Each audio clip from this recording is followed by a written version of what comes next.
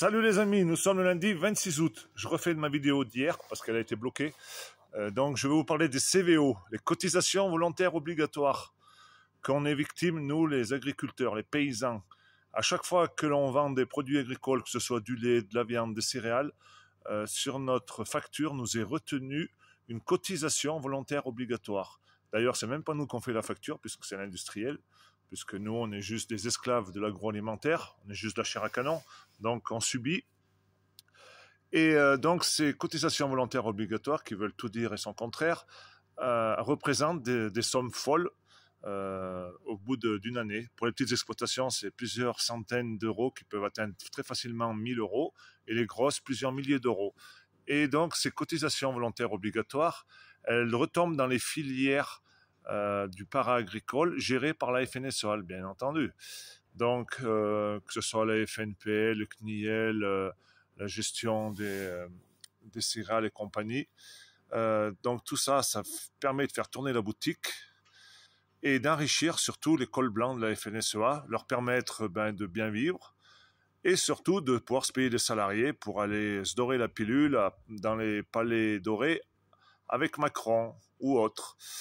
Donc la boucle est bouclée.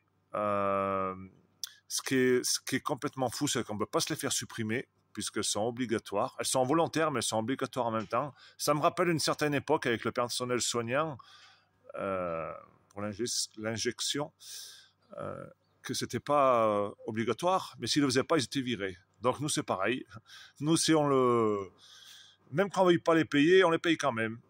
Donc si encore on était défendu, ça serait encore honorable qu'on paye quelque chose, mais on n'est pas défendu puisqu'on disparaît à petit feu. Il n'y a plus de paysans en France, il y a des communes, il n'y a plus personne. C'est un vrai désert, c'est catastrophique, ça s'empire de jour en jour.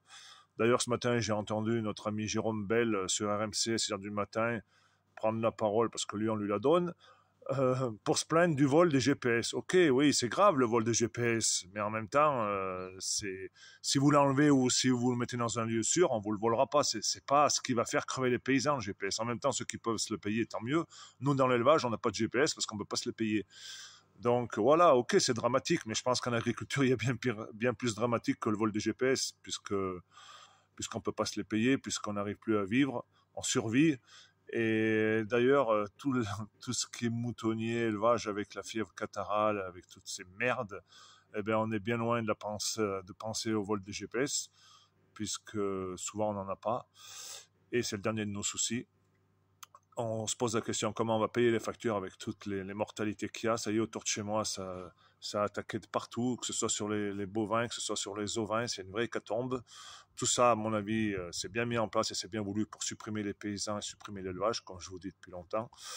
Donc, pour en revenir à notre syndicat Verte France, on va s'attaquer au CVO, la cotisation volontaire obligatoire, parce que c'est vraiment pas normal. Déjà qu'on est sur la paille, je vois pas pourquoi on continuerait de payer des choses qui sont inutiles et surtout d'enrichir les cols blancs de la FNSEA.